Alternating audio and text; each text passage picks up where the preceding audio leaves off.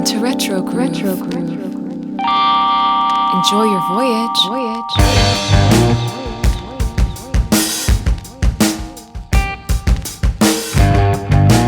Retro Groove.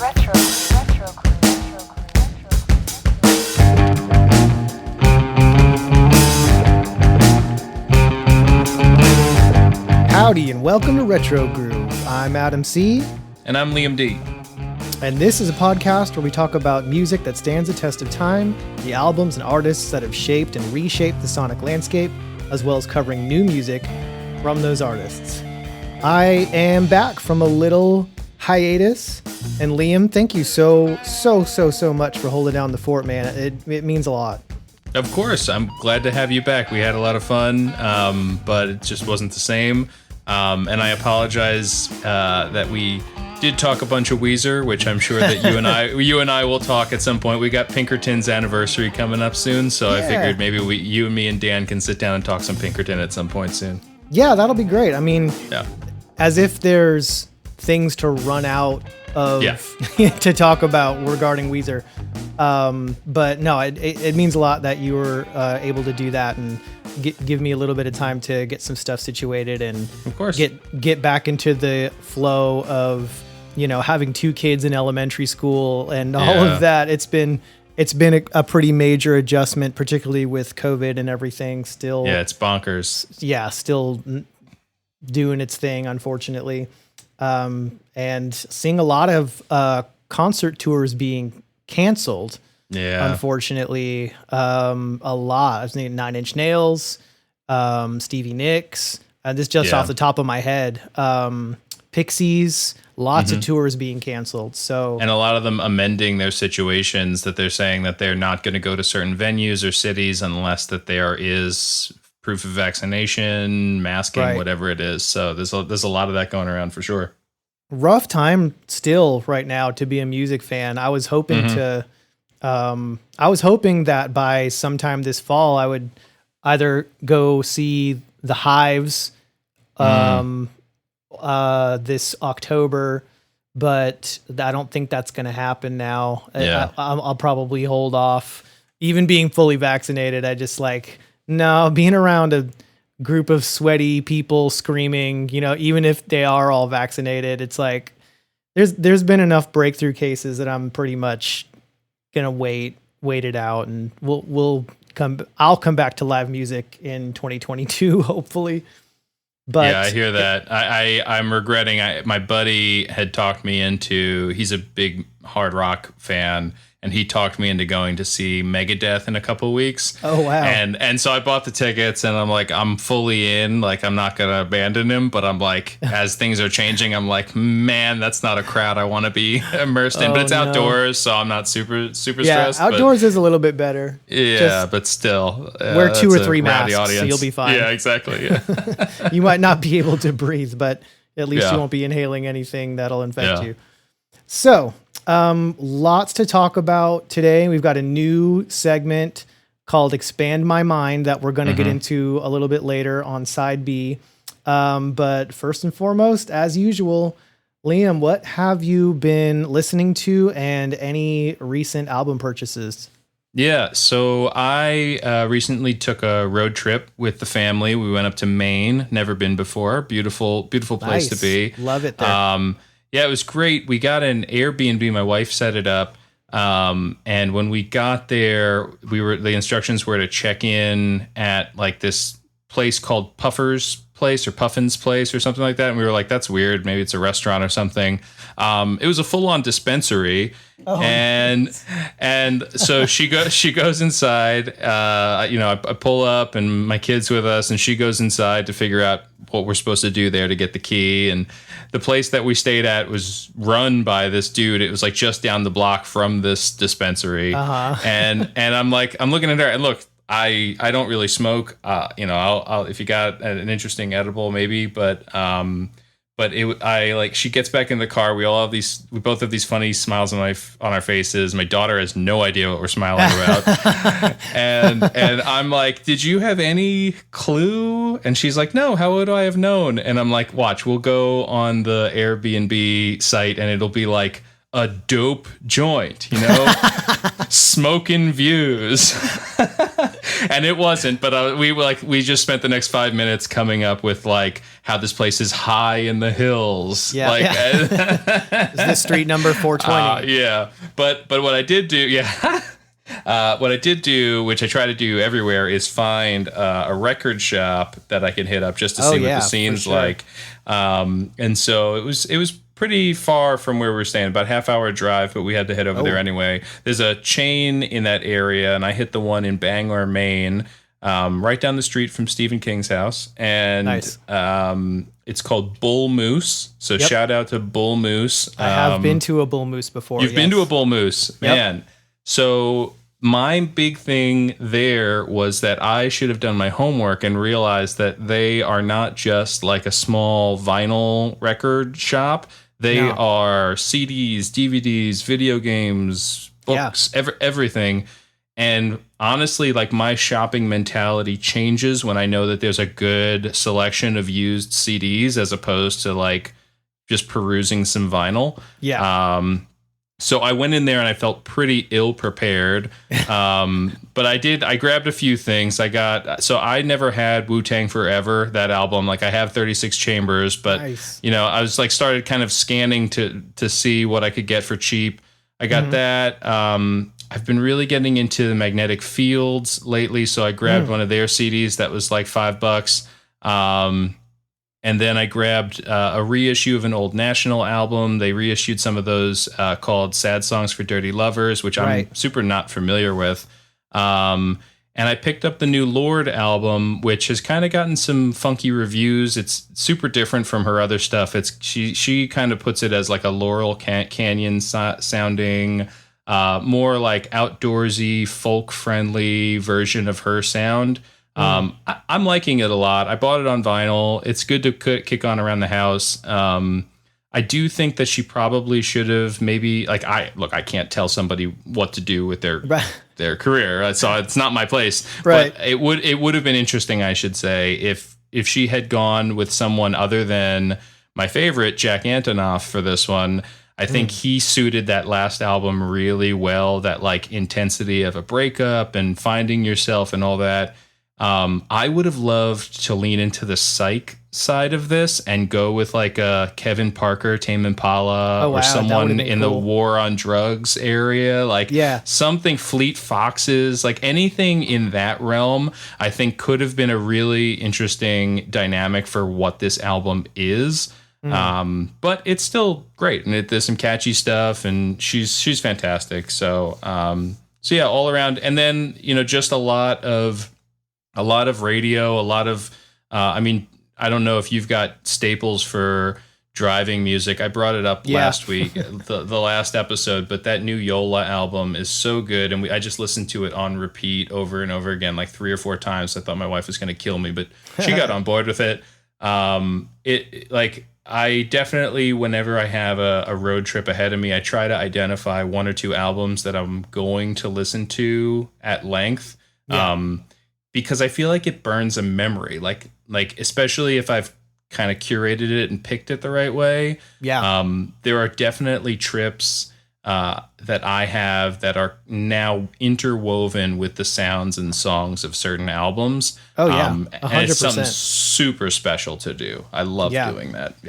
I've definitely experienced that, and then when you go back and listen to those albums, it brings back a flood of like good memories from the trip. So I'm with you on that 100%. It transports you, man. There's some records from back in the day where I can like smell the beach that I was at, or I can like, it feels like I'm back on the rocks climbing a mountain or something.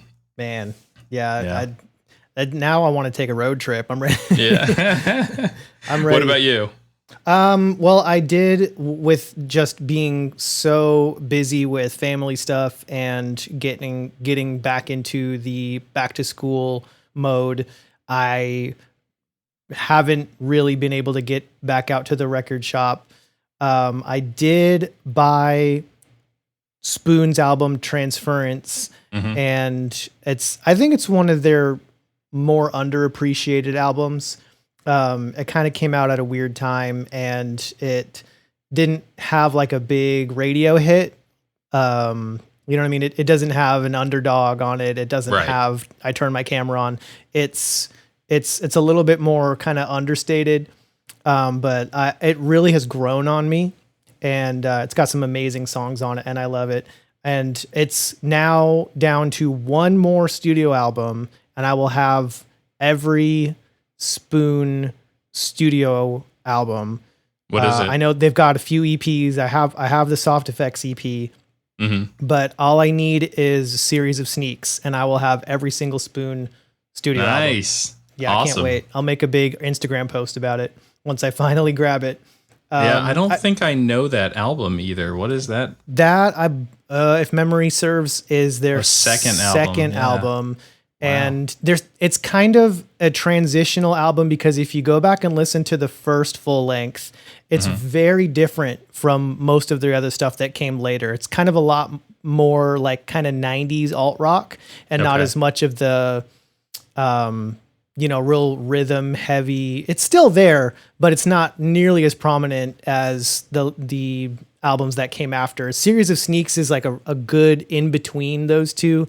Definitely it's got the crunchy alt rock in there, but you start to get those interesting kind of jam out rhythms that Spoon is their signature. So that's the last one on my list, and it's probably my least listened to. There's nothing wrong with it, but there's so much good Spoon material out there that it's not one that I go to very frequently. And I don't want to just cheat and like buy it off of Discogs or something, which I totally could, but I want to try to find it in the wild to have that moment. You know what I mean? Yeah, support your locals. Yeah. Yeah, I mean, I could order it directly from, I think it's Matador, which, that's fine. But it's cool when you can just, boom, you got it in the wild, and that I get the last piece of the puzzle. I got the whole discography. So, and I don't do that with every band, but the bands that I really, really love that are my favorite, I want the whole discography. Yeah. You just wind up with a big shopping list on your phone then that you got to scroll through. Yeah. Yeah. Thank God for Discogs for the wish list and the collection tracking, if nothing else. 'Cause I'm over 200 LPs at this point, and it gets to the point where sometimes I'll come across something cool, and I'm like, wait, do I have this? And I'll have to go and look and see if I have it or not. Yeah. So that is my next acquisition, definitely. As far as listening to, like in the car, Dan on the Discord reminded me of Phantom Planet, and I wasn't as big of a fan of their first kind of big release called The Guest, which had California on it, which most people probably know them for. That's what you know. And it's a good album, and there's some great songs on it, but it's just not one that I go back to a lot. Sure. Their 2004 kind of reimagining of the band, that album is what really grabbed me, and it's just a great driving album. It's really hard hitting. The production is really aggressive and punchy, and it just feels so good to blast it really loud and drive to it. You can definitely hear the Strokes influence, because once the Strokes hit, every band started sounding like the Strokes a little bit. Yeah. So there is an aspect of that, but I think it works really, really well. They really rock out on that album, and I love it. Yeah, I think of right around that same time, you had OK Go, you had Hot Heat. Like there were a bunch of those bands in like 2002-ish. Like the Strokes had kind of hit the scene, and Kings of Leon. Yeah, for sure. That sound really, really hit. But Phantom Planet, Jason Schwartzman, right? For the first two albums, I think. Yeah, first two, I believe. Yeah, it's very cool. Cool band. And then I've been also listening, for some reason, I've been just really on this heavy rhythm kick. I've been listening to the Dead Weather, which I go back to every once in a while. I think I've said on the podcast before too, out of all of them, definitely my favorite Jack White vehicle. I just love the vibe of that band. And it's just the groove and the rhythm. And again, the punchiness of the production is just like unmatched. And then kind of on a lighter side, I've been digging deeper into a lot of the Paul McCartney solo stuff. I've been watching the Paul McCartney 3-2-1 on Hulu. I don't know if you've gotten a chance to look at that yet. No, not yet. No, is that the yeah, Rick Rubin thing? Yeah, he sits down with Rick Rubin, and it's really cool because they actually go back through old Beatles and McCartney master tapes and or multi-tracks, so that he's actually there. Rick Rubin is at the board soloing out stuff from Beatles songs that you've heard 100 times, and it's just so freaking cool. And he's asking questions about like, what is this? Like, how did y'all record this? Or how did you come up with the idea for this? And he's just as a fan and a producer picking Paul's brain. And it's just so fascinating for, someone like me who's a ridiculously huge Paul McCartney fan. So I did something that I haven't really done before, which is to dive deeper into the Paul McCartney solo stuff and the Wings stuff. And I mean, I was always a fan of the Wings songs that everybody knows, but I bought the Band on the Run LP a few weeks back that I think I mentioned. I've been listening to Ram. I've been listening to the first just self-titled Paul McCartney album.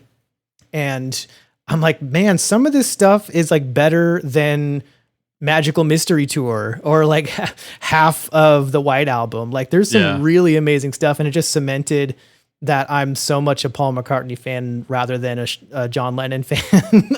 Well, you have to think like there was, so really, if you're looking at it just to scale, we had 7 years worth of Beatles recordings, like 7 years worth of Beatles releases and albums. And then since 1970, you've had Paul McCartney albums and you've had his iterations. So you do have there's a lot. The guy's prolific. So there's a lot to dig through there for sure. And I was watching an interview with Ringo recently, and Ringo actually said the reason why the Beatles put out so much material in such a relatively short period of time is because of Paul. Because he was he was the workaholic. He was telling the story of how him and John would be, in the garden smoking something or other, and then they would hear the phone ring and they'd be like, and not answer the phone because they knew that it was Paul being like, hey, let's get in the studio, guys. Like, I got ideas. Let's do this.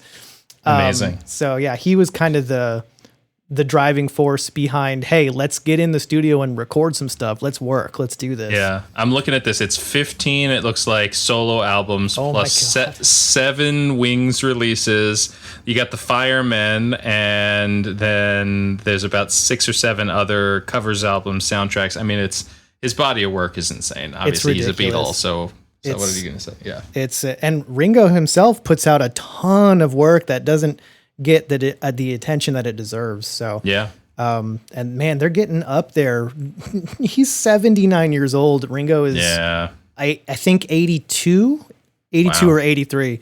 And and we'll get into this in just a second here, but we just lost an 80-year-old legend with Charlie Watts.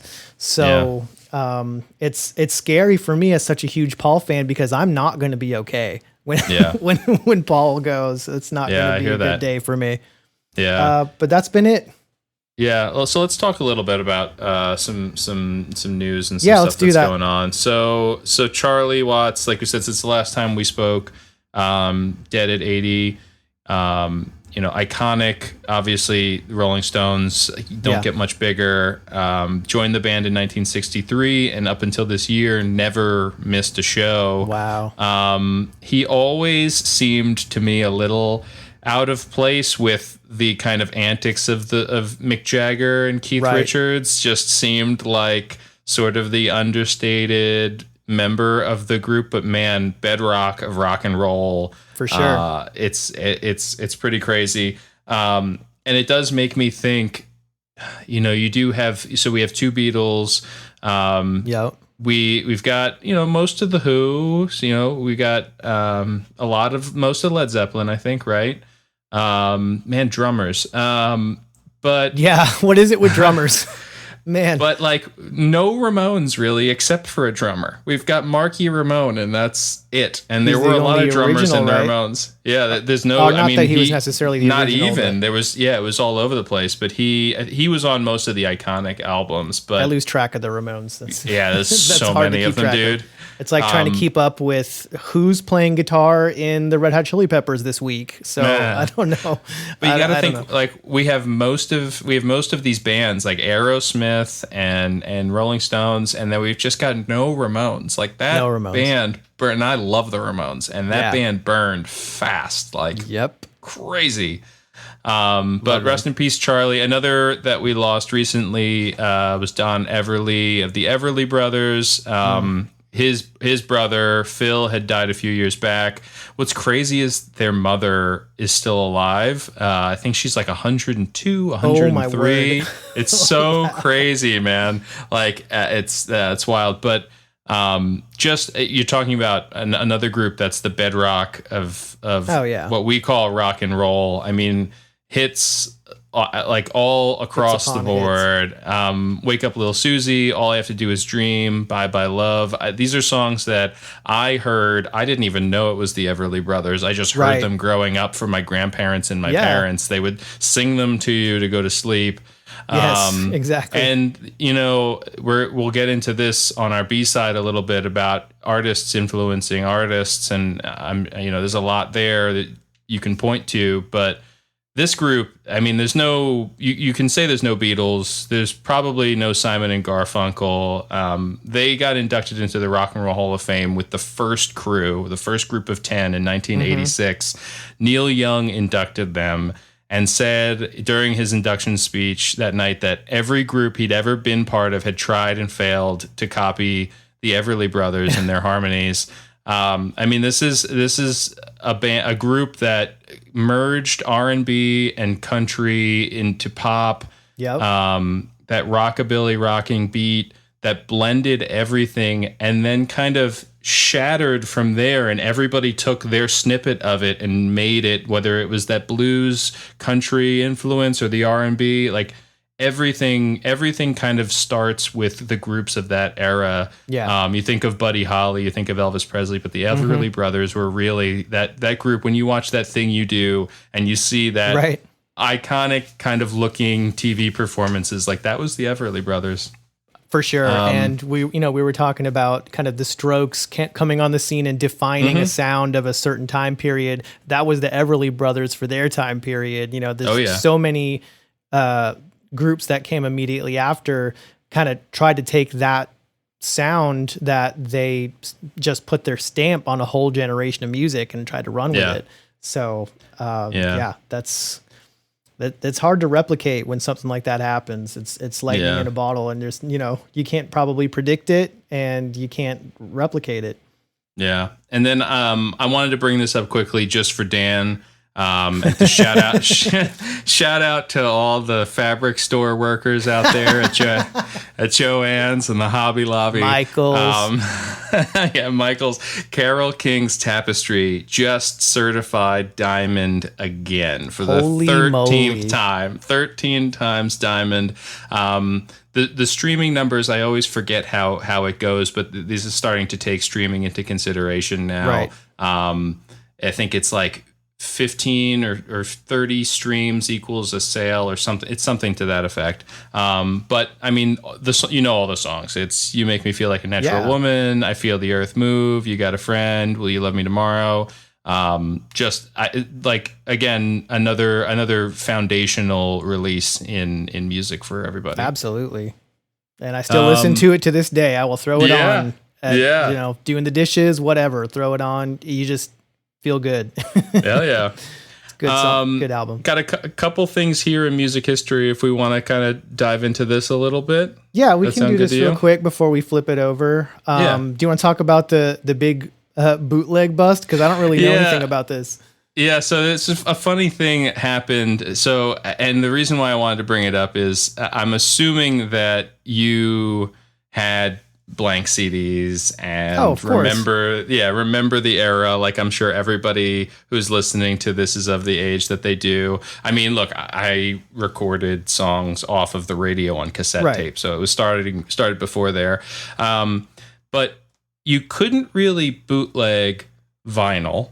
There was not really a way to do that super well. It was possible. It was happening, but not as convenient as once you started getting cassette tapes and then compact discs specifically. And so you did have a lot of bootleggers. I don't know if you had any stores that were selling stuff like that by you, but I definitely remember the next town over from me had a store. It's gone now, so I'll shout it out, Mother's Music. And I remember going in there and looking for an album or some CDs that I wanted. I wanted The Offspring's Americana. I remember, so that's dating this, I guess that's 97, 98. Yeah, I don't remember. No, exactly. maybe even later than that. Yeah, but I remember going in there and grabbing it, and it felt funny. And it didn't look like a little bit off with this. It didn't look 100% right. And I opened it up, and the CD didn't look right at all. But it was like $7, you know? Yep. And it sounded the same. It really did, yeah. And so back in the day, the RAAA worked with law enforcement to start to crack down on this because that is theft. Right. And so back in 99, they did a huge like smuggler drug bust type thing here in New York where they found and confiscated 300,000 blank CDs and then just millions upon millions of cassette labels. And the way that they did it, so it was the biggest seizure of illegal material of any sort like that in the entire nation at that point. Like they were being sold all throughout the like northeast of America. But the way that they did it is they like planted decoy CDs in the marketplace and then used that to kind of find out the areas. Like they put them in different stores so that they could see if they were being grabbed and then replicated somehow. It's like they came up with some kind of crazy way of then tracking that to the sort of area, and they found them. I think they were here. It was in New York, like in Queens, and then also out here by me on Long Island. So real quality, yeah. But I don't really remember this happening. I don't remember this story, but I remember, I mean, I have spindles of bootleg that you made or that I made that, you know, girlfriends made for me, whatever, back in the day. But it was such a trip. The one cool thing I'll say before we move on about that bootleg kind of scene, though, is I do remember going into that same store and you would have live shows from bands that were like bootlegs and had some kind of funky artworks that somebody made for it, and that was $5. And there's still a place around here that I won't shout out that sells stuff like that from time to time. And I've been known to grab it because it's kind of cool to get like a live show, and you don't know what the quality is going to be, but you know, it's pretty neat. It's neat. It's a, you know, for $4 or $5, it's a cool little grab bag. Yeah, I remember learning my lesson with a bootleg live show. I think at the time it was Sublime. I was into them in the 90s, and the quality was just so bad. Like, I don't know how it was recorded, but it sounded like someone just grabbed one of those like little rectangular tape recorders and had it on a tape, because it's like the people talking in the crowd was louder than the music. You know, clearly it wasn't, you know, from the board or anything like that.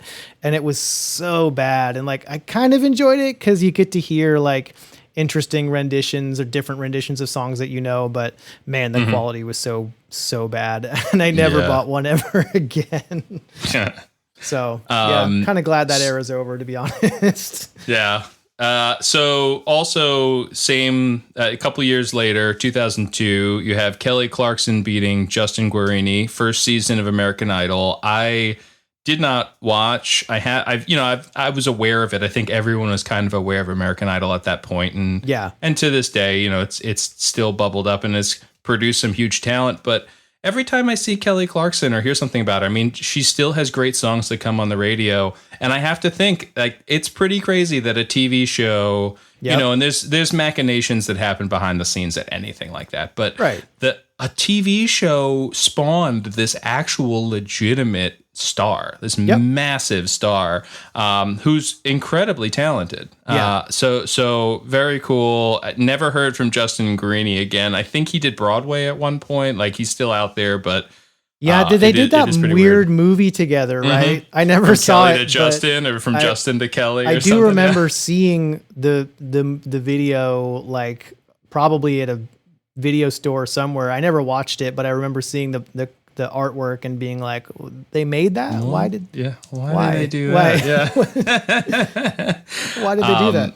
And then, so Fiona Apple, I mean, such a badass. Love it. So in 97, in 97, she wins Best New Artist, VMAs. I didn't realize she was only 19. I thought she was in her 20s at that point. It's pretty crazy. But at the age of 19, she gets up on the stage, and instead of giving an acceptance speech, she quotes Maya Angelou to say that you need to make your own moments, and then says, if you're watching this world is BS. You shouldn't model your life about anything. You shouldn't model your life after what we think is cool, what we're wearing, what we're saying.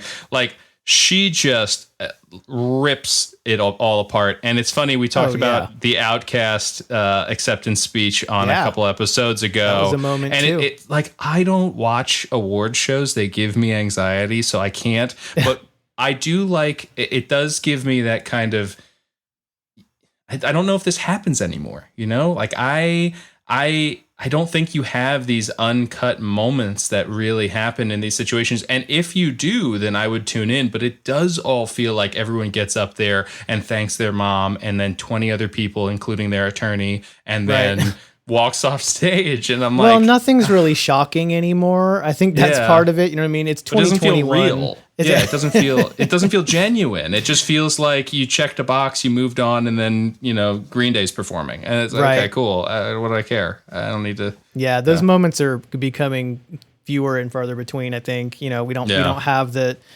guy from Rage Against the Machine jumping up and climbing the set anymore. Like those weird moments, and maybe that was kind of an MTV thing. And you have to kind of wonder, maybe, you know, how much of that was, if not staged, maybe kind of encouraged. You know, you've got the Kanye interrupting Taylor Swift thing. Like, you know, that kind of stuff didn't really happen at the Grammys, that kind of thing, or the Golden Globes, or the, you know, Rock and Roll Hall of Fame induction ceremonies. That crap always happened at the MTV stuff. So is there something else that you want to go off of on here? Yeah. The only other weird thing that I found, that I can't believe that I never heard of this story before, being a really big ELO fan. So on September 3rd, 2010, Mike Edwards, who is a founding member of ELO, he was actually the cellist in the orchestra part of Electric Light Orchestra. He was killed in a freak accident when a giant bale of hay tumbled down a hill and crashed into his van. Wow. He was 62, and it was over 1,300 pound bale of hay rolled down a hill in Devon, South England, and smashed through a hedge and careened onto the road right into his van. That's insane. What? Like, that sounds like Final Destination. That's no kidding. Crazy. Or like Monty Python. Like, it's so weird. And I can't believe I never heard that story before. But rest in peace, Mike Edwards. Obviously, his work is heard on their earlier albums. Yeah. I think he was one of them that ended up leaving the band early on. I'm going off the top of my head now, but I think he's one of those that actually he like converted to Buddhism and quit the band and changed his name and stuff like that. So he's got an interesting backstory, and I'm like 99% sure I'm telling that story right, but we'll have to verify. We've got a lot of heavy hitters with the birthdays this week. That. Yeah. So blues guitarist Freddy King. Most people would probably recognize Eric Clapton's cover of his song "Have You Ever Loved a Woman?" Right. That he was born in in 1934 on September 3rd. September 3rd, 1942, Al Jardine, who was one of the co-founders of the Beach Boys, best known as their rhythm guitarist, also occasionally singing lead. Believe he's the lead on Help Me Rhonda, if I'm not mistaken. Yeah. So I was raised with the Beach Boys. I love them. I'd love to do a B-side on them at some point. Absolutely. Let's do that. But I've gotten to work with them a bit, and Al Jardine is a wonderful human being. He's an absolutely fantastic person and such a talent. That's so cool. Can't speak highly enough of that guy. He's fantastic. That's great. That's awesome that you've gotten to meet him. And then also September 3rd in 1947, Eric Bell, guitarist for Thin Lizzy, was born. 3rd September 1955, Steve Jones, guitarist of the Sex Pistols. September 4th, 1960, and I know I'm not going to pronounce his last name right, but Kim, it's either Thale. I think it's Thale. I think it's Thale. I know he's like of Middle Eastern descent, right? So I always want to kind of put a little Thale. I don't know, but forgive me, Kim. Happy birthday! I love your music. I had a poster. I had him on a poster from, I think, Guitar World magazine in my room as a teenager. I was such a huge still a huge Soundgarden fan, massive Soundgarden fan. But yeah, he was.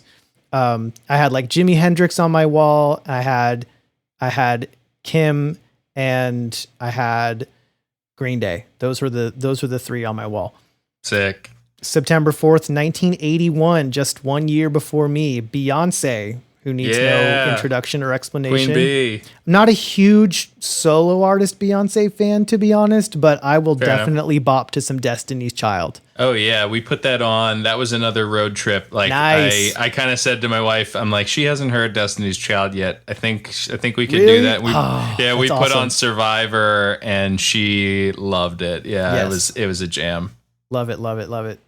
And then September 5th, 1946, Freddie Mercury himself was born, needs no further explanation. September 6th, 1943, Roger Waters was born, singer, songwriter, bassist, and co-founder of Pink Floyd. Nice. And then we were talking about him earlier, but September 7th, 1936, Buddy Holly himself was born. Man, lots of tragic deaths in this run here. Yeah. I see Keith Moon on here too, I think. I forgot to mention that. Yeah. So died, September 7th, 78 is the day that Keith Moon died of an overdose, which I actually didn't know this. I knew it was an overdose. I actually didn't know that it was a prescription drug overdose. Granted, he had dozens of things. So it wasn't probably the prescribed amount, but it was a drug that was prescribed to him actually to combat alcoholism, which is kind of ironic. Yeah, it was Hemenevrin. I'm not good with pronouncing medications, but it was specifically prescribed to combat his alcoholism. And he just he had like 30 something pills in his system. So, Jesus. He awful. What do you say about Keith Moon? He bombastic. Yeah. He didn't do anything, that wasn't big. To the extreme. Yeah, exactly. Yeah. And then a few more quick birthdays. Gloria Gaynor, born September 7th, 1947. Obviously, probably best known for I Will Survive. Chrissie Hynde, one of my favorites, lead singer and founding member of The Pretenders, September 7th, 1951. Yeah. And then September 7th, 1964, Eazy-E himself, rapper with NWA and a solo artist himself. And that pretty much wraps up the birthdays for the week, and I think also wraps up our side A. Yeah. And when we come back, I'm going to try to expand Liam's mind. Do it. With Radiohead. And I don't even know where to start, really, but I think we'll probably just go album by album. And I have questions, and I have questions too. Okay, good, because I will have answers. Okay, but we're going to expand your mind, and even if you don't become a Radiohead fan by the end of it, the goal here is that maybe you have a different perspective on why somebody like me, who's a massive Radiohead fan, is such a massive Radiohead fan. But we're going to flip it over, and we'll see you back here on side B, Retro Groove.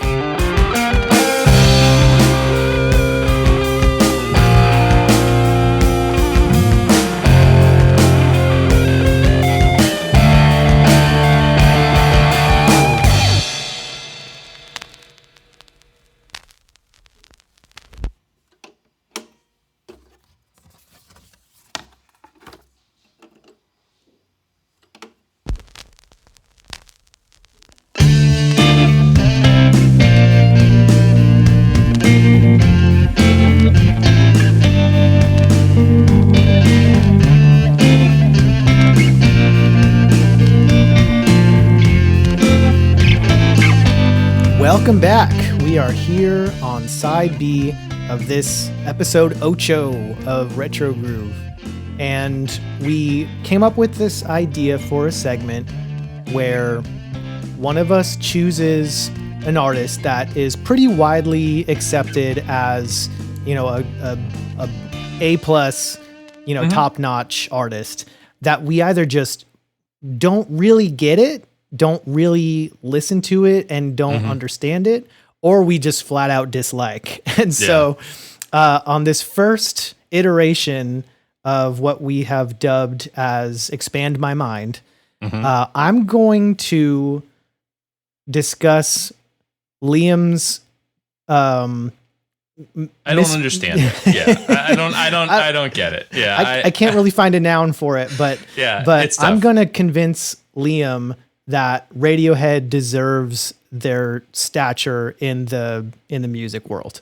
Yeah, I'm going to precursor this by saying that I have with Radiohead what I have with, say, Nirvana, what I once had with Oasis. I think it's a sign of my age and when I came into my own pop music, and I use the pop term loosely, but whatever is trending, whatever's happening. When I came into that, it was mid to late 90s, and finding my own identity and understanding of my surroundings.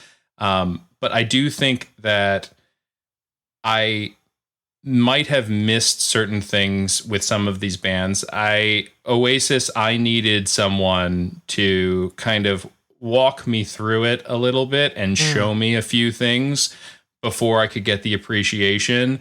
Nirvana, I've never gotten there, but I'm open to it at some point. Wow.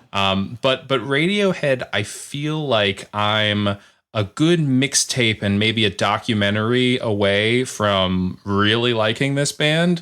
But right now, it's just meh. Like, I get it. I appreciate the heck out of what they did for alt rock, just like a bunch of other artists that we've talked about. But so let's go to where you punched in, because mine is going to be very different than yours. So me personally, I feel like I was a Radiohead from the very beginning. I did have Pablo Honey on CD. Wow. Obviously, the average person probably, I would say, probably only knows Creep. Yeah, Creep was huge. I mean, it's a cultural... When you have Dave Chappelle singing Creep with Foo Fighters in Madison Square Garden, that is a widely accepted hit song. But it was at the time. It was at the time. It was at the time, and it's one of those songs that even if you didn't know it was Radiohead, like when you hear it, you're like, oh, I know that song. Yep. I know Creep. Yeah. Yeah. So obviously that was the big hit. And I did like the album, and I would listen to the whole album start to finish. There are actually some great songs on that album, but it's one of those albums that it is kind of it's one of those, like, I call it like a period piece album, where the album itself doesn't necessarily stand the test of time, but when you go back and listen to it, you're transported back to the 90s. It's just, it's got that sound. It's like that particular, production, the particular like gate on the snare that's just like, oh, this is an album that was recorded in the early 90s. You know what I mean? Right, it just right. that sound is there. But it, you know, maybe carried a lot by the success of Creep, brought them a lot of attention and renown. And then they go on and record The Bends. So this is when I went from a casual fan to, oh my God, this is one of my favorite bands. I want to learn all of these songs on guitar, and I want to know everything about, you know, this group. I believe my first introduction to the Bends album was seeing the Just music video. I don't know if you remember the video. Don't. But it was just that song. It comes in with the acoustic guitar, and then the chunka chunka chunka, just a heavy electric guitar, and it goes through that quiet verse, super loud chorus kind of thing that was becoming more popular. And I think probably the Pixies made that famous, but yeah, I loved it. And there was started to be kind of those computery sounds that they went, you know, full blown with on the next album, OK Computer, with songs like the first song, Planet Telex, where you've kind of got a very kind of shimmery and kind of electronic sounding without using any electronic instruments kind of feel to it. But then you've got these just blowout ballads like Fake Plastic Trees. And it just had such a landscape to it. And if there's anything about Radiohead that I would want to convey is that, you know, taking it at face value, you know, okay, I can understand not necessarily getting it, but one thing that I think they are masters of is creating that sonic landscape. And I know that might not make sense to a lot of people, but you know, when I listen to Radiohead, at least I'm absolutely transported. I'm taken somewhere else entirely. And it might not even be a physical place. It might be like another plane of existence. It's just one of those things that through the combination of their arrangement, the sound that they craft through the, you know, various instruments, whatever it may be, using technologies and instruments. You know, I can't think of any other, you know, artist that used a chaos pad and put that on an album. You know what I mean? Like, how do you take something like that that's such a weird kind of, that was probably intended for DJs to like mimic scratching and be like, oh, let me put my voice into this and move my finger back and forth on this touchpad and create a sound that no one's heard before. Yeah, I'll say, admittedly, so the Bends is one, it's probably like 6 years ago, I said to myself that I should go back and figure this out. And I dipped my toe in it and then I gave up. But the Bends is the album that actually stuck with me the most. I mean, My Iron Lung is a great song. Yes. High and Dry is a great song. I did wind up it's funny, I didn't know what the singles were. I wasn't aware of all that at the time. And then when I went back and looked at this today, and I was like, I was listening back to the album today in anticipation of this, and I was like, well, these are the songs that I really liked. And I was like, oh, these are all the songs that were the singles that were put out. I didn't have the affinity as deep as one might think on this album, but there is that, like, the appeal to me on this album is that it's dynamic. There's a lot going on, but it doesn't feel oppressive to me in most situations. It feels measured and calculated. But I'm assuming it's also because they were figuring that out at the time. Like, this was their stepping stone towards what Radiohead will then become when I am then introduced to them a little later on. And so in going back to this, I found this nice little crossroads of like, where maybe the limit of my understanding and appreciation bisects with their upwards trajectory as creative beings or a creative entity. And I found this nice little middle ground in the bends. Yeah. And then I can't find any more. So I mean, well, it's like, I feel like with them, if you do follow the trajectory of their studio albums, it starts to flow. You start to get it because you can hear, like I was mentioning, those kind of early hints of what was about to happen with OK Computer, right? Obviously, OK Computer came on the scene and was just runaway one of the top albums of the century. Most important, yeah. I think part of the reason for that is that they started to kind of buck against expectations and, embrace really fully what they wanted to do. You've got a song like Fitter Happier where it's, written prose being spoken by a computer voice. You've got songs where it completely upends what you thought the song was going to do. You've with all kinds of changes, like something like Paranoid Android. And man, there's just so much depth to the sonic landscape of that album. And, I talk about that term sonic landscape a lot. And I think a lot of that comes from my experience with Radiohead and almost seeing what they're doing in my mind in visuals. Yeah. See, that's what I'm kind of missing, I think, is when I listen to it, I am not immersed in it. And maybe I need to listen in a different way. I mean, did you have that kind of sensation of being able to visualize and experience music before Radiohead that you can think of? Was there prog rock bands from the 70s, or was there ELO or whatever? Like, was there anything like that has done that for you or has done that since? It seems like it's a unique thing that I've heard from Radiohead fans about this. It's not world building, but it's sonic world building. It's not exactly. Sonic world building is a really good way of putting it. Like Explosions of the Sky comes to mind for me just because that's what I know of. Yeah. No, that is definitely akin to what I'm talking about. I can't think of anything before OK Computer that did that for me.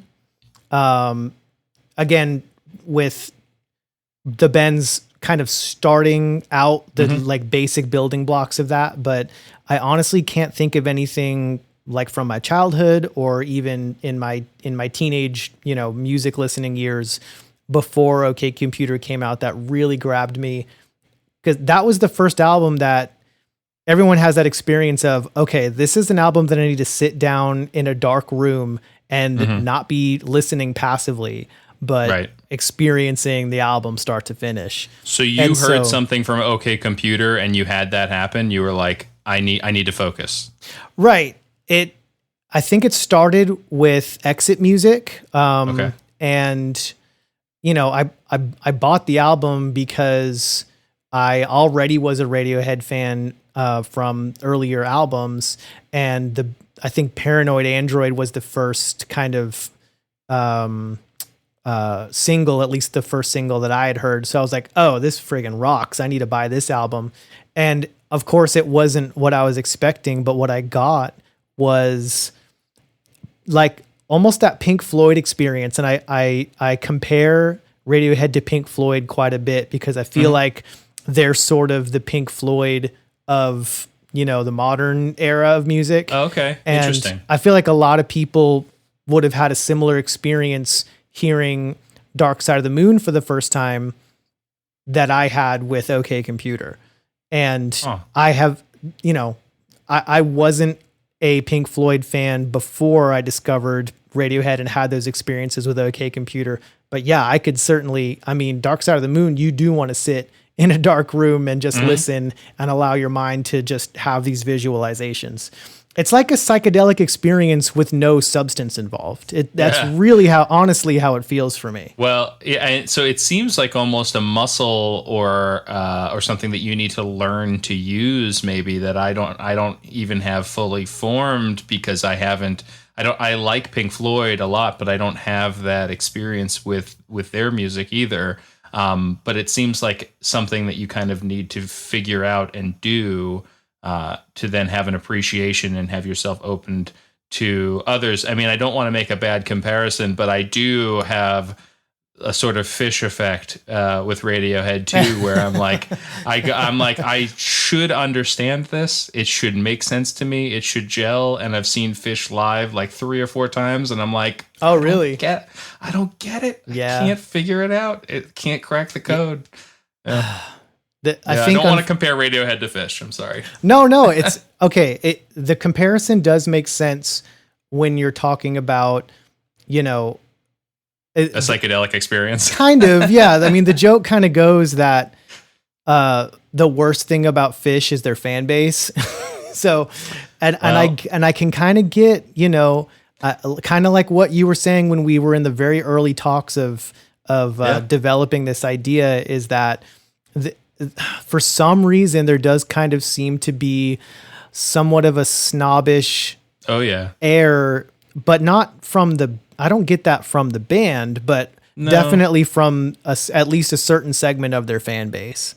Yeah, I have a lot of respect for a band that gives a little distance and has creative control. They're artists. So, like you said, I can't knock the band for maybe not being as accessible. It's like Pearl Jam. They pick and choose what they want to do, and you can begrudge them for not being the pop stars that maybe you want them to be. But I have full appreciation for that, for sure.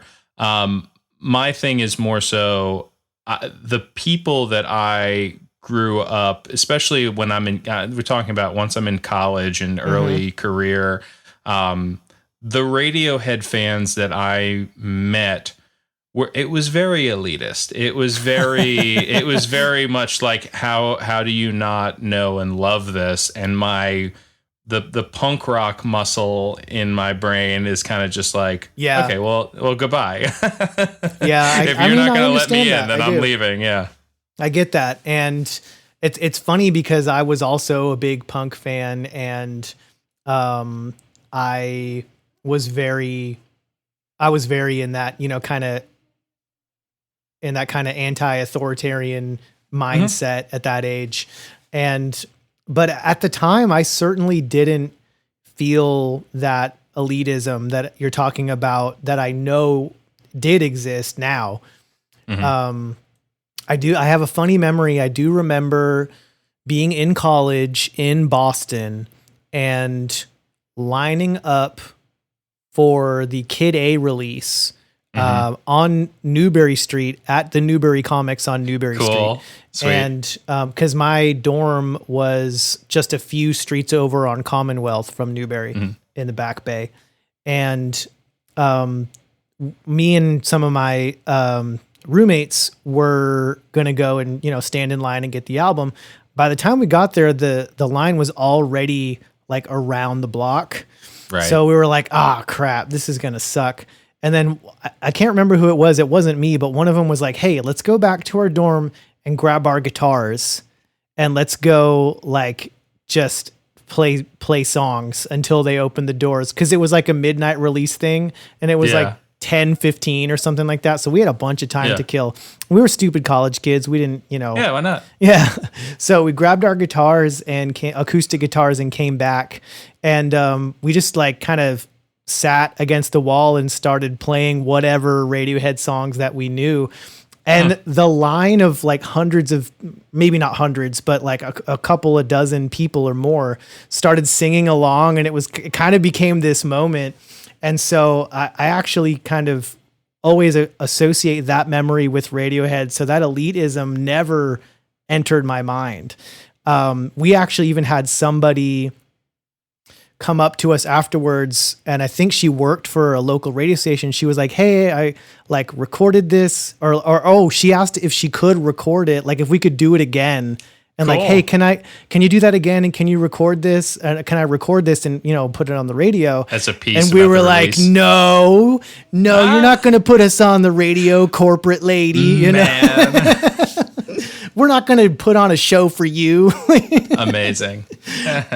So I do understand what you're talking about with like the kind of snobby elitism. And maybe that was more, I don't know if you were in the New York area at the time. So maybe that's kind of how it was in that region, perhaps. Maybe. Yeah. But I think that it's, so I punched in at that point. You said Kid A. So that's where other than hearing Creep and Paranoid Android, I heard Kid A and Amnesiac when I was in high school. So I graduated high school in 2002. Mm-hmm. So I'm kind of coming into my own as it pertains to alt rock and finding out what I missed, and again building my identity as you do when you're in high school heading into college.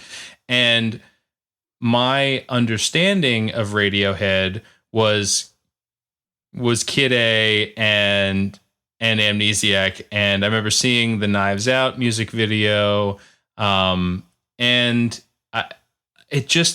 it didn't make sense to me. It just like that was the identity that was Radiohead to me, right? Yeah. Your first impression is so big, and so when I hear these oddball, off the wall electronic sounds, the dissonance, again, like big production, crazy stuff, but like I'm looking for melody, and I gotta say, like going back to it now, they're melodic geniuses, really. Like they weave melody into places where it probably shouldn't belong. That's you're helping me make my point with with that, because that's where I was gonna go. Is that if you're coming into Radiohead with, like you said, Amnesiac and Kid A, it can sound very sparse and it might not make a whole lot of sense. But I felt like coming off of the huge high that was OK Computer, and then when Kid A happened, I already felt like, okay, this makes sense with the direction that they were going from the Bends to OK Computer, and a lot of you had context, unique instruments that they were using. You've got the use of these instruments that I've never even heard of before, and recording methods. You've got songs like Tree Fingers, where it's a recording of a guitar recorded over a very long period of time, sped up something like 64 times. It's I may not be saying that method correctly, but it's just really, really unique stuff. And yet somehow there's a song in there. Yeah. But then you've got, really more straightforward songs like Morning Bell, and it just, it makes you feel a certain way. It evokes emotion. And that's kind of part of it for me. Is I'm not so much a particular music genre fan as I want to feel something. Like if your music doesn't make me feel anything, even if that feeling is, oh shoot, this drum beat is freaking dope, and all I want to do is bop my head to it, that's a feeling. Yeah. So they evoke feelings and emotions through what could be the most simple of melodies and arrangements. I feel like what they were doing with 3 guitars and other instruments on OK Computer, they went to this place of, okay, how can we create this same, like you said, sonic world building with less, with these, electronic instruments and smaller scale production. And I think that's the big success of Kid A, is that they were still able to, and maybe even to a greater extent, create these sonic landscapes with so much less. But you needed those keys. It feels like you needed, like, I'm wondering if, and this, you're not the person to ask for this, but like, can somebody successfully punch in at Kid A and be like, I get this, or do you need probably the not? context? That's got to be what it is. That's the I think that's one of the problems with Radiohead is that you might be able to punch in at something like In Rainbows, which is way more balanced. Mm-hmm. And it just, my favorite thing about In Rainbows is just the fact that I feel like it draws from all of the good things from all of the previous Radiohead albums, jumbles it together, and just creates this beautiful tapestry. Mm-hmm. That's my favorite thing about that album. And we're jumping forward a little bit, but Sure. there's not a whole lot to get into with Hail to the Thief. It's an okay album. It's probably my least favorite Radiohead album. There are some great songs on it, but I feel like it's just kind of mostly forgettable. Mainly because I don't feel like they did, at least not for me, do the world building as you speak, as you mentioned.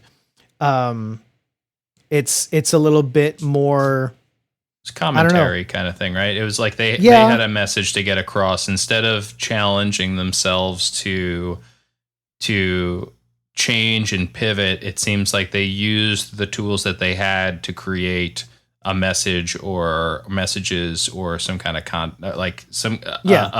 a work that it didn't seem like they built upon anything. They just used the tools to make something new. Yeah. And certainly their most political album. And, that never goes over that great unless you're like Rage Against the Machine. And that's literally your entire thing.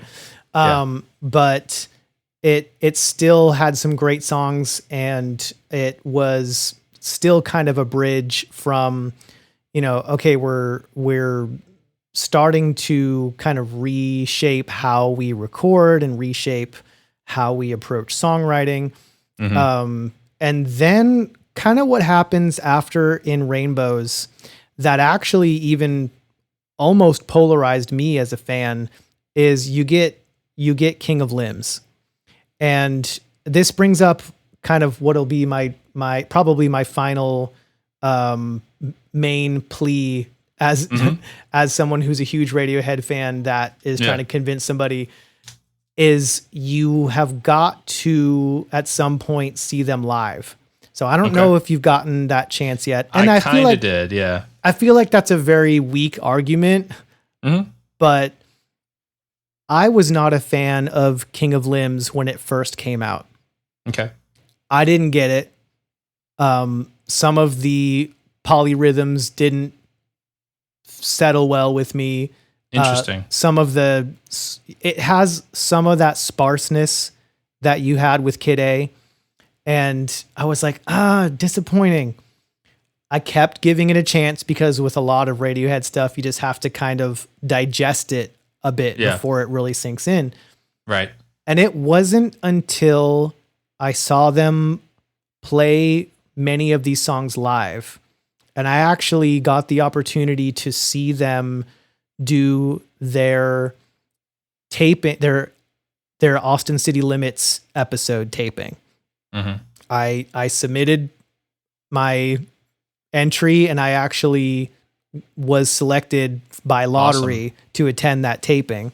Wow. And if you watch that episode, you can see me and my wife at the time. The camera actually zooms right in on our faces during the second song for a few seconds. So I myself am somewhat immortalized in that Austin City Limits episode. Amazing. But the way that they portray these songs live, and you can actually see it if you go and on YouTube and watch, I think they call it like the Scotch Mist sessions or something along those lines, where they are playing the songs live in the studio the same way that they play them live outside in live venues. The songs take on a completely different life. Okay. And, I think that probably came from, I think most of that album was just kind of recorded by Tom on a laptop, and then the band came together and was like, okay, how do we do this live? You know what I mean? But what they did do is they, as a live band, took what, was originally recorded as weird little audio loops on a laptop and fleshed it out to create these ridiculously complex and beautiful sonic landscapes. And that's what they do so well. And I mean, you've got songs like Lotus Flower, where there's really not a whole lot to the song if you break it down, but it's just so much greater than the sum of its parts when you stop trying to kind of figure it out and just allow the song to take you somewhere. And that's why Radiohead just clicks for me, is for some reason, I don't know if everybody has that experience, and I don't know if it's something that you can tap into or learn, or if it's just, my weird messed up brain that has that, kind of reaction to certain types of music. But, that always did it for me, was when I would just, if I can close my eyes and listen to it and I'm transported somewhere else, that's my favorite band right there. Yeah, I think trust is a big thing that comes up a lot when you're talking about what music can do for you. And I'm wondering, so you said when you first heard King of Limbs, you were a little taken aback, or it didn't connect. You maybe were even a little disappointed or just confused. And do you feel that anticipation / maybe even a little concern? I mean, it's been 5 years since the last album, right? Moonshaped Pool, which we haven't gotten into yet. Yeah, but do you feel that as you're awaiting new Radiohead or what they're going to do next, that you're kind of like, I hope that this gels. I hope that this is there for me. I hope that I'm still on this ride, or is there not that at all? I feel like they've hit a happy medium. I absolutely loved A Moon-Shaped Pool, as absolutely heartbreaking as it is. I mean, imagine, Tom York is not the most bright and cheery fellow anyway. No. And, a lot of bleakness and, depressing imagery, whatever, you want to call it. But then A Moon-Shaped Pool comes along, and this is basically his breakup album. This is his divorce album. Really? Yeah. So it is even more heartbreaking from a lyrical standpoint than a typical Radiohead album would be. Okay. And actually for me, that makes it sometimes a little bit difficult to listen to. I was also going through a divorce at the time that album came out. So that album hit very differently for me than maybe most people. Yeah. But I can still go back and listen to it, and oh my God, this is beautiful. This does transport me somewhere, even if it's somewhere that I don't want to be, or if it's somewhere scary, it has that transportational effect to it. And to answer your question, I don't know where they're going next. I'm excited to see what they're doing next, but it seems like they've hit a happy medium, and I feel like it's just going to be an evolution of what they did on A Moon-Shaped Pool, where, similar to in Rainbows, it's not hardline in one direction. It's kind of a culmination of all of the things that have come before, melded together very, very well. At least that's what I'm hoping for. They could make a complete left turn, and, the only instrument on the album is a single violin. Who knows? They could do something absolutely ridiculous. But you have a trust in them to the extent that when they put something out, you're going to give it the time maybe it needs. You're going to give it a bunch of listens. You're going to absolutely attempt to patch into it. Yeah, absolutely. It would be one of those things where I'm buying the vinyl day one, regardless of whether I've heard a single note from it or not. That's where I'm at with them. Yeah. And even if it's the case of something like King of Limbs, where I didn't get it and I didn't hear it until I heard it in a different context, I'm still here for it. And whatever it is, I hope it sways you, and I hope it's, accepted and appreciated by everybody. But if there's something to be said for a band that can last as long as they have, first of all, that can kind of make so many different pivots and different changes in how they're portraying their ideas without changing the lineup at all. It's the same 5 dudes, basically. I think they kind of added Nigel Godrich as a, sort of unofficial 6th member as a producer, and he played with them live. I'm not sure if he still does, but regardless, basically the same dudes for got to be coming up on 40 years here at some point soon.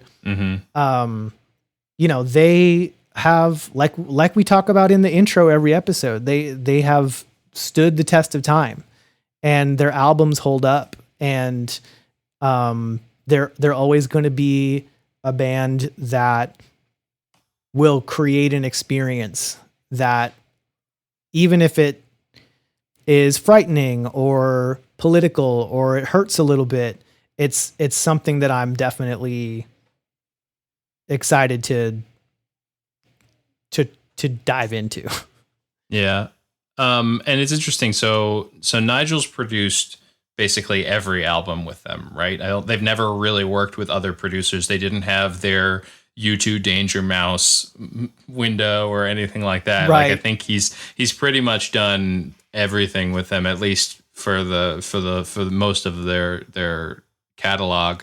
I think one thing that I probably need to do is kind of push myself to appreciate. So I am always a very vocal and lyrical forward person, and I know that there's a lot in Tom's vocals and his lyrics. I definitely remember hearing him and being like, if I'm going to go for haunting, lilting vocals, I'm probably going to go to Cornell, like I'm like Chris Cornell, like the way that he kind of does that sharp but ethereal vibe has always just spoke to me more than kind of Tom's lilting thing. But I feel like what I'm kind of realizing is that it's all, to varying degrees, but often equal parts in that band. And it's not a singer with some music behind them. Right. It's a bunch of different pieces that are all fitting in, and the words and the way that the words are being performed are all just as important as the synth sound and the sample that's butting up against Johnny's guitar. And I think I need to step back and appreciate it all rather than like trying to figure out what Tom is meowing about. Right. I feel like I get too hung up on trying to figure out what he's saying, and I don't allow myself to just be immersed in it. And I think that that's an important thing, because when I listen to the Bends, like I said a few years back, I really liked it, and I kept hearing, as we've said with other things, I'm like, High and Dry feels like a seed that Tom York, spit out of his apple and it grew into Coldplay. Like it's like you think you're Travis and Snow Patrol of and course. like all these like those bands exist because of Radiohead. Yep. I imagine. I mean, it's the only thing that makes sense to me. Like we talked about those bands that create this sound that becomes a thing for a certain time period, and OK Computer definitely did that. I mean, you can look at a band like Cave In that is a complete hardcore band. They are heavy metal. Right. OK Computer comes out and they create Jupiter, and he stops screaming for most of it and starts singing and lilting. And they start creating these sonic landscapes. And it's actually, I don't know if you are a fan of theirs or if you've listened to Jupiter recently. Only know a little bit, yeah. But oh my goodness, that is an album that I can still go back to and be transported. It is an amazing album. And they created, Radiohead created this kind of pivot sound, and a lot of bands kind of followed suit, or at least took a page from that book that they wrote and went with it. But all of those bands that I was saying don't require the understanding, the work even, or the trust and immersion, it seems, to maybe have that experience that Radiohead does. You can throw the radio on and hear a Coldplay song and you're like, all right, that's a hit. Good job, guys. Right. But Radiohead, I mean, they've had their quote unquote hits over the years. They've had their singles, but I feel like what we've established here is there's a combination, and maybe it's a combination that's a little different for each person. Like maybe that's what it is. And I definitely feel like as I kind of worked into broadcast, and there's that like, who knows who, and that definitely gatekeepy elitism. And Radiohead was one of those things that was like sipped like a fine wine. And I'm sitting there and like, I can tell the difference between good and bad wine, I think, but like, I cannot taste the cherry notes. Right. And like, I feel like I'm being judged for not being able to pick up the hints of cedar. And I'm like, I missed something here. And so the great thing is knowing that the bends is a good origin point. I think I need to go to OK Computer. Like I feel like I'm missing, because I haven't spent a lot of time with it. I remember listening to it years ago, isolated in and of itself with no context, and being like, this is cool, great.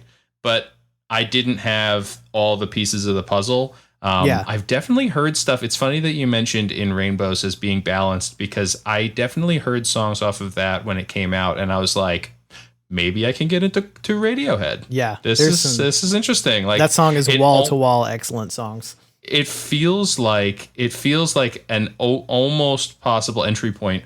But we were talking about Weezer. Mark and I were talking about Weezer on the last episode, and there have been probably 3 or 4 now. I mean, you can consider the Toto cover an entry point. I think there's 3 or 4 points where people got in on Weezer. I mean, people, that's true. Throughout their career, a lot of these bands. The same thing with Coldplay.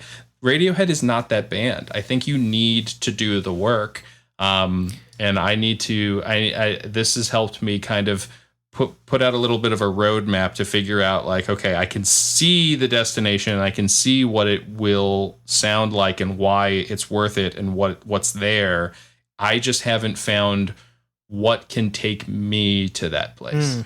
Yeah, and you know what? It is very possible that they are the J.R.R. Tolkien of the music world, where it's like, there is more backstory here than I will probably ever be able to consume. But yeah, sure. If you can read and understand the Silmarillion, you would probably appreciate, the Lord of the Rings a lot more. You know what I mean? Whereas most people, they're like, oh, The Hobbit's dope, and that's it. And I know that, and that's the hit. That's creep. And so I think that you do get a deeper appreciation of it if you maybe did experience those albums when they did come out, but I honestly do think if you sat down and didn't have anything else going on and you weren't passively listening and you gave OK Computer a start to finish shot, if you don't get it after that, you just don't like Radiohead. And there's nothing wrong with that. You know what I mean? People have different tastes and that's totally fine. But if I think you will at least get it a little bit more, for lack of a better term, if you did sit front to back and actively listen. Plus, I get it. Who's got the time to even do that nowadays? But if you did, I think that it would start to gel for you, because that, even being a fan prior to that, was the pivotal moment, was the transformational experience for me. Well, I have a 1.5 to 2 hour long nighttime solo drive coming up this Thursday night. That is absolutely perfect. I think I will be earmarking for that then. Yeah. If there's any better setting for a front to back Radiohead album than sitting in a dark living room, it is driving in the dark. Absolutely. Yeah, by yourself. Yeah. Yes, absolutely. I mean, the Karma Police video is a guy driving at night. That is just the perfect setting for that album. So I'm going to give that a try, and next episode we'll see how that went. Fantastic. Cool. So before we wrap up, did you have any other pressing questions or queries about the group, or something maybe a little bit, off key that you don't understand that you think could be remedied with a quick answer or anything along those lines?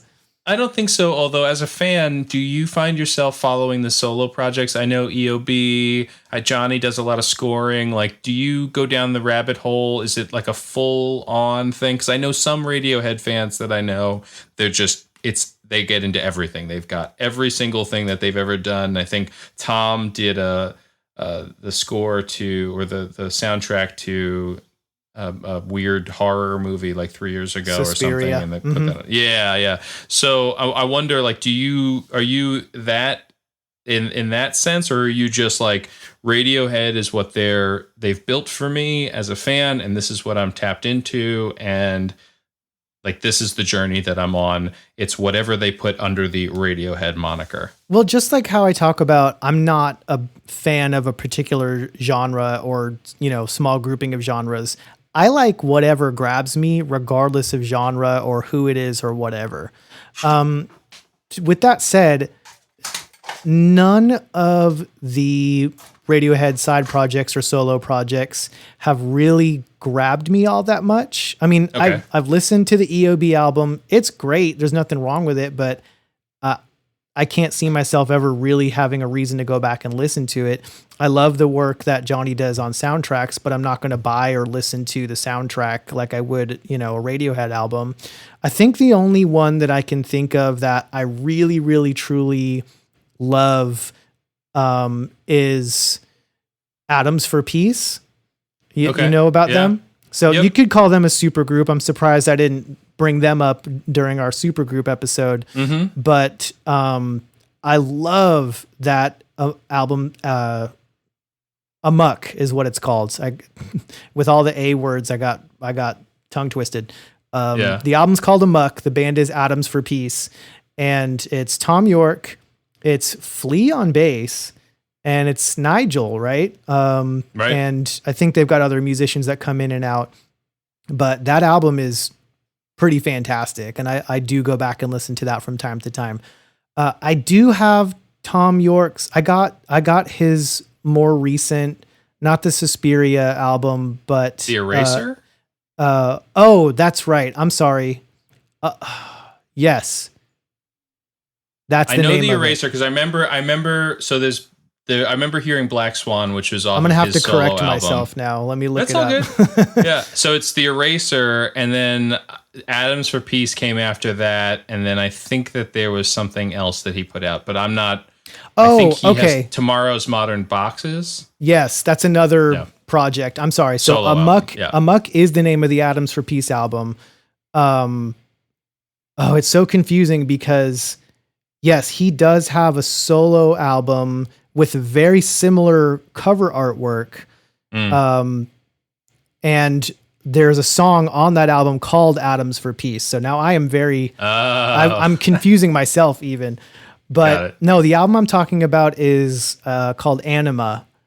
And that it was a Tom York solo album that came out within the past few years.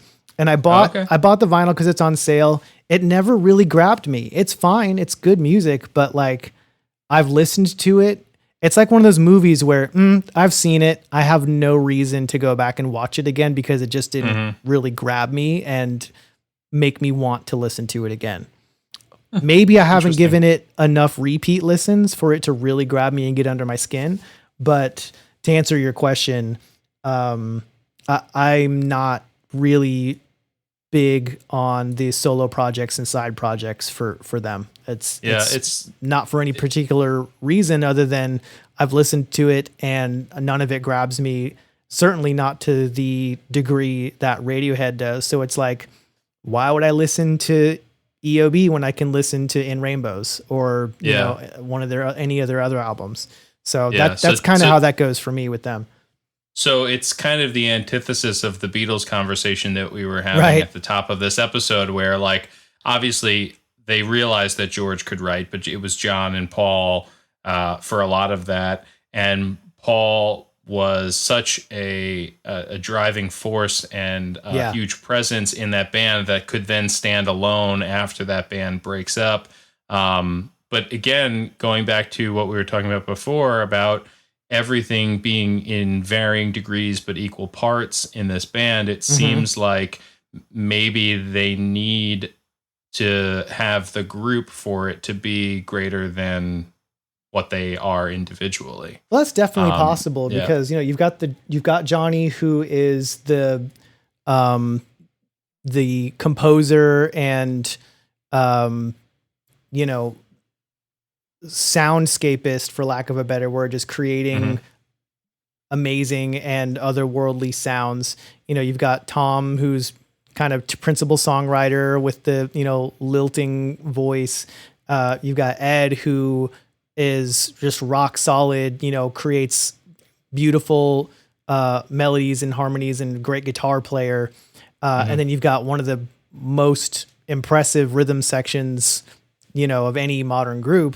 And all of it comes together and it's so much greater than the sum of its parts. And I think you hit the nail on the head with that. Yeah. Cool. I mean, this is a big help. I appreciate you walking me through all of this. I definitely feel like I'm coming out of it with a greater appreciation and some homework that I'm actually kind of excited to do. Heck yeah. I would definitely want to hear about your night drive OK Computer experience and see how that goes. We might make a Radiohead fan out of you. But again, it might just not be your thing. Yeah, and that's totally cool. But at least I made the effort and we've got a dope episode out of it. So thank you for giving me the opportunity to try to expand your mind.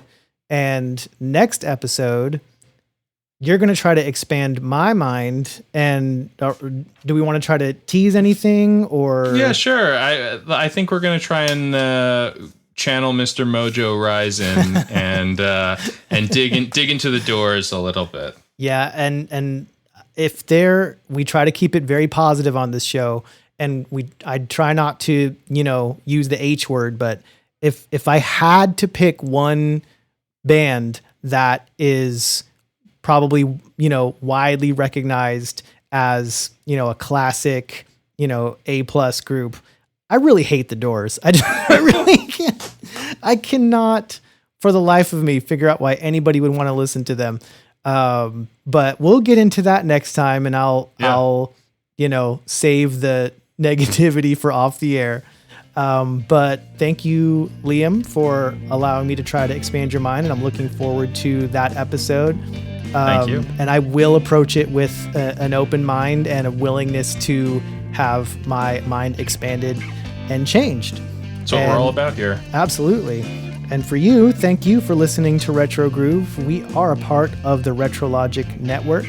Check out the website, retrologic.games, for social links, merch, community, and more. And we will see you next time.